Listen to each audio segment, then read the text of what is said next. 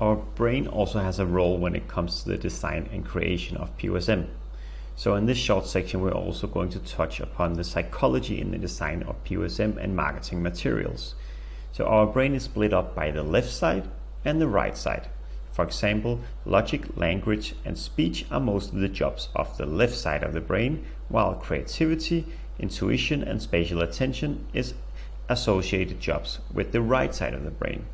So that means that the right side of the brain is better at perceiving images, while the left side of the brain is better at processing numbers and writing.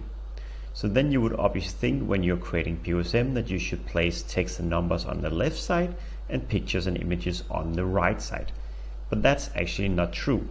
And the reason for this is that you see here, our optic nerves crisscross when they enter our brain, like you see here on the image. So that means that going to the right side and then on the left side.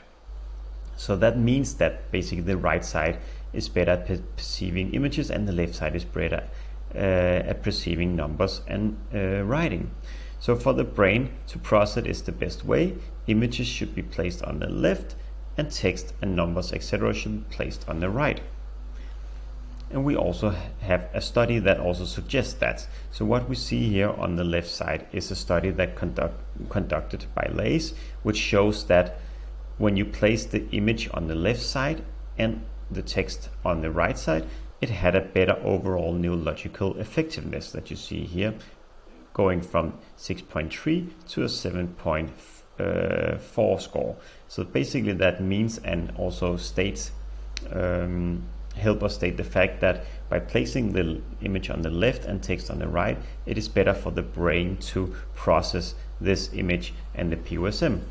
And that's maybe also why, if you look at all websites, mostly all websites in the world, you would see that all the pictures, etc., are put on the left side, and then you had all the product text, the price, and all the practical information and numbers on the right side.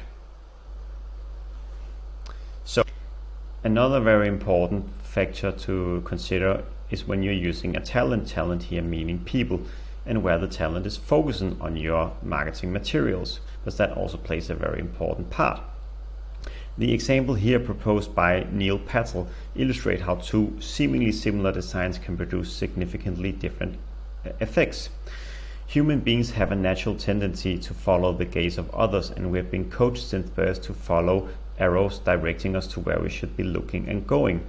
So what you see on the left image here is that users are mainly looking at the baby's face and then at the text, whereas on the right picture people are, or the user is looking at the baby's face, which then is looking towards the text, so the text gets a lot more attention, which obviously would be the focus of this ad.